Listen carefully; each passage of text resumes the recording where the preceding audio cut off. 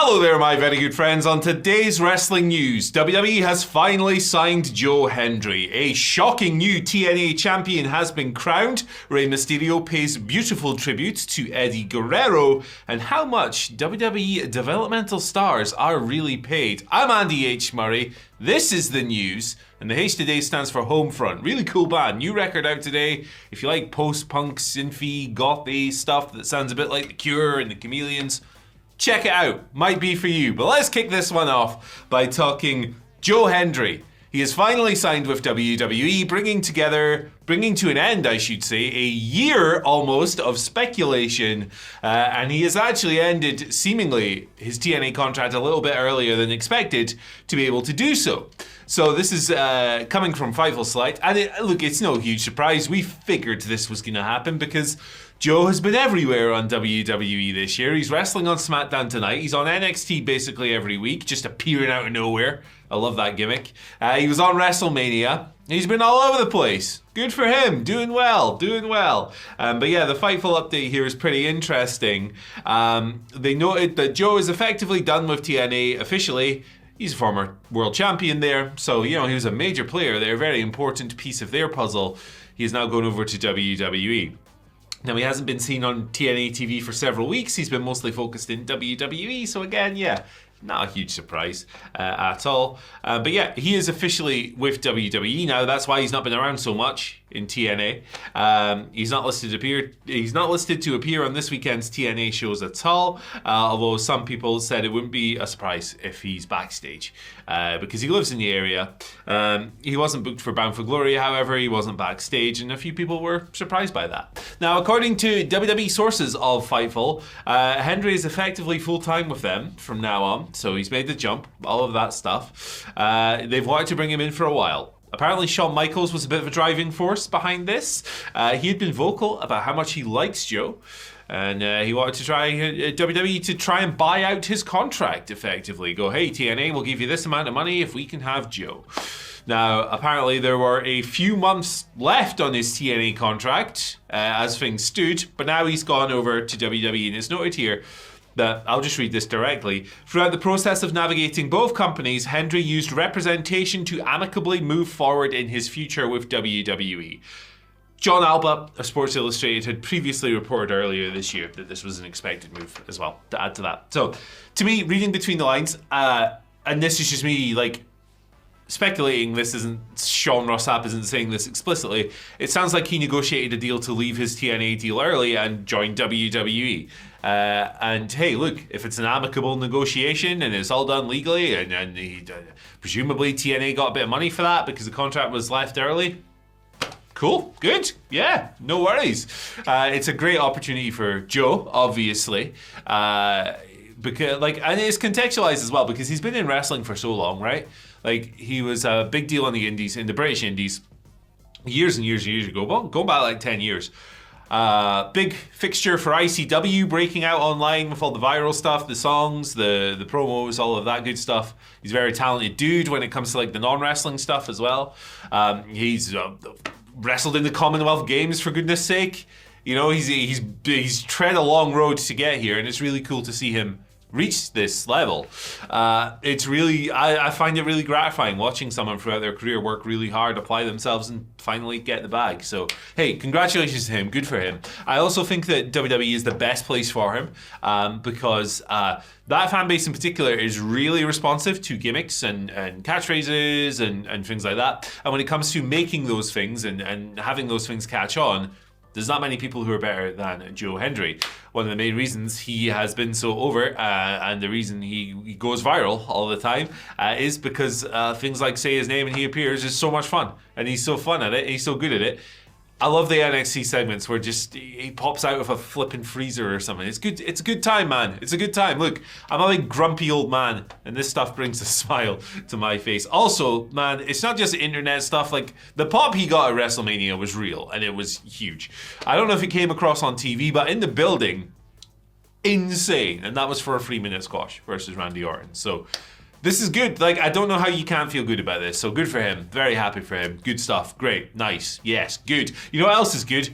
Our offer with fastest VPN right now, folks. This is an insane deal, right? $30 right? It's over 90% off. You get the subscription for free. You can protect yourself online. It's also optimized for streaming platforms, and there are a bunch of other benefits as well. The link is in the description on your screen right now in the pinned comment. This is an insane VPN deal, and it's for life. It doesn't run out after a year or two, so check it out. We're going to check out the second news story now. That was not a good link. Bring back Phil. But a shocking title change on TNA last night. They have a new world champion. It feels like weeks after Mike Santana spent months chasing this thing, and he was knocked down at the first hurdle and all that stuff. Big emotional win. He's got his daughter in the ring, all of that stuff. He's lost it. It's gone. That was a short title reign for Mike Santana because Frankie Kazarian is the new TNA champion as of last night's TNA show. I did not see this coming at all. So what happened was essentially Kazarian cashed in on the guy, right? So Santana was defending the world title. He had defended the world title against Ryan Nemeth. It was his first defense. There was like a big no DQ gimmick and all of this stuff. No DQ gimmick. It ended in confusion because there was a big run-in from loads of WWE or NXT wrestlers who beat him up and all this stuff. So there wasn't a proper finish to the match. It wasn't no DQ. Where the heck did I get that from?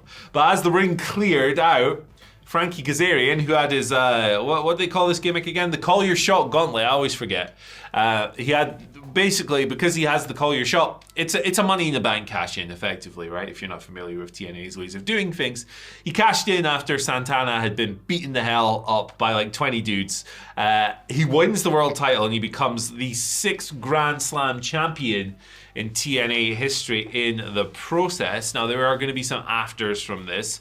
On Turning Point tonight, it's going to be Santana and Steve Macklin against Kazarian and Nick Nemeth, right? So, there's a continuing story coming from this. They've not just, thrown the guy away immediately or anything like that.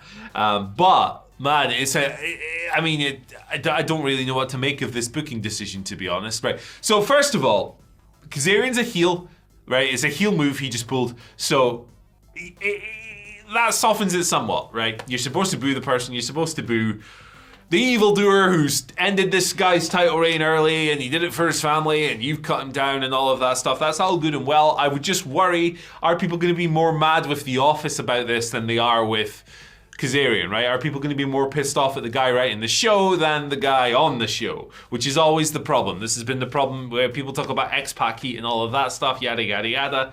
Well, I don't necessarily use that term a lot. I think that there is a real danger of alienating people, right? If they're more angry at the choice rather than the evildoer, who is, the actor, the wrestler who has portrayed it. Look, Kazarian rules. He's been in the game for ages. He's a tenured guy.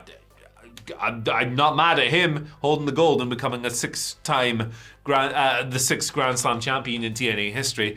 It does feel like a little bit early for Mike Santana to be losing the belt. I figured he's a guy you would build the company around, and I figured you would do so with a longer title reign. Maybe he'll get that at the second attempt. Maybe he'll win it back quite quickly. We'll see. We'll see what comes to pass.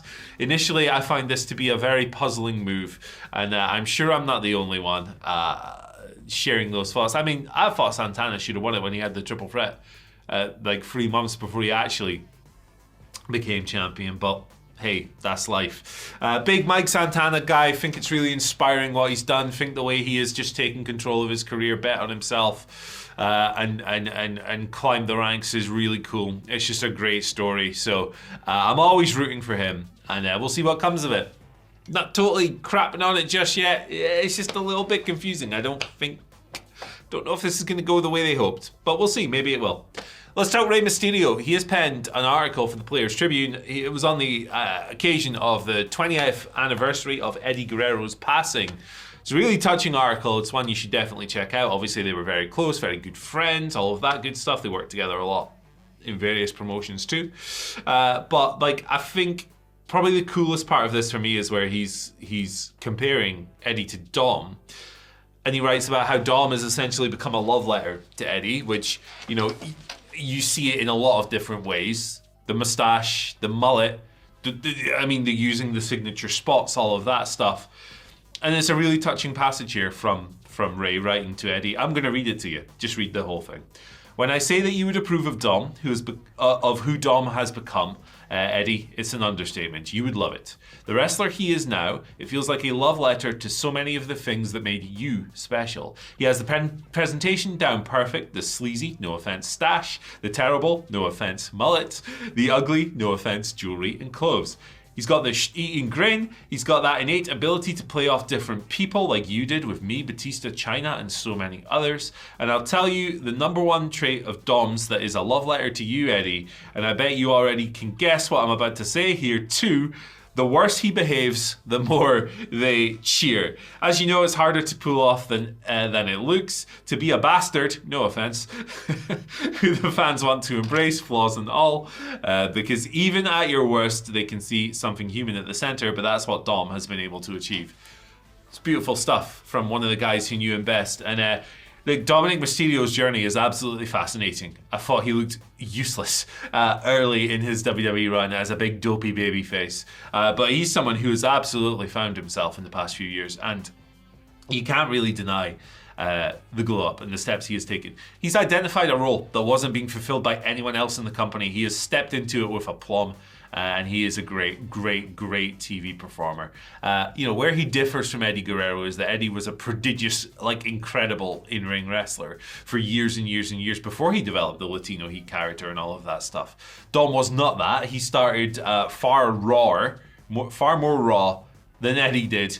Far more basic and all of that stuff. But man, what a sleazeball heel he's developed into. And Ray's right as well. They're going to turn Dom babyface one day, and it's going to be awesome. I thought they were going to do it after WrestleMania, honestly, the reception he got to winning the Intercontinental title. But yeah, look, Dom's done a tremendous job. And yeah, look, sometimes the Eddie tributes are a bit on the nose, right? He physically looks almost exactly like him, just with loads of tattoos and a bit taller and not as jacked. But he's doing a great job, and I think Ray's right. I think Eddie would be super proud indeed. Let's talk now about our final story of the day. It's a bit of an update on NXT wrestlers' pay, because this has been a subject of discussion lately. A number of former WWE talents, Ridge Holland, Luke Menzies in particular, and Gigi Dolan, who is Priscilla Kelly, post WWE life and pre WWE life. They've been speaking about their pay and how it's sometimes quite low when people are in NXT. This led to a number of $30,000 a year getting out, which is, that's not a lot when you consider the demands of the job, but it doesn't sound like that number is accurate. Brian Alvarez, Wrestling Observer, reporting here, stating that confirmed NXT deals start at $75,000 a year, but big name talent brought in from the outside make more than that. So, Jordan Grace is someone who probably makes a lot more than that. She's been reported as being on main roster money, but the average person brought in on the confirmed deal, $75,000 a year. Alvarez added that nobody is making 30 grand. There is a group of people that fall below that, below the 75 number. ID talent, WWE ID wrestlers who aren't full-time with WWE. It's like a retainer, basically. But they make less than 30 grand, but they aren't under an official salaried deal, Alvarez clarified. They're paid a small amount to help upgrade their look, etc., etc. So there you go. Doesn't sound like the $30,000 figure was accurate. It sounds like 75 is closer to the truth. So it's a difficult one to put into context, because to a lot of people, $75,000 is a lot of money, right? Annually. I'm sure there are loads of people out there who'd love to be on that figure. As a wrestler, right, it's a pretty demanding profession. Miles, bumps, all those things, they take a toll. If you're a foreign talent like Ridge Holland, you're also paying for visas. So you're paying for your family's visas, all that things. You're paying to maintain your physique, training independently. You're paying to travel, you're paying for your gear. So the costs do add up, right? They do add up along the way. Recently, I think Jasmine Nix spoke about her WWE renewal offer being lower than she'd hoped, and she turned it down, which is, hey, look, value yourself. I'm fully in favor of that. So yeah, there you go. That's just an update on the numbers. I think the ID figure, that sounds quite low to people, but they're not full-time with WWE. So, hey, look, if you're actually out there and you're working a full-time job, you're doing your indies, and your schedule hasn't changed too much, and you're still doing your indie gigs, and you're coming in for the odd Evolve show or whatever, it's probably a pretty sweet deal. You're just getting a bit of money on top of that to upgrade your look and stuff, like they say. So yeah, there you go. I'm not going to comment any further on this. I don't think it's my place to comment on people's salaries and say that's too much or that's too little. I'll leave that to Grok instead. Why not? That ever reliable piece of trash. Thank you for joining me today on this news video. We will be back with more, but if you like this video, check out the one that's on your screen right now. I think you're going to dig it. See you later. Fastest VPN. Join now.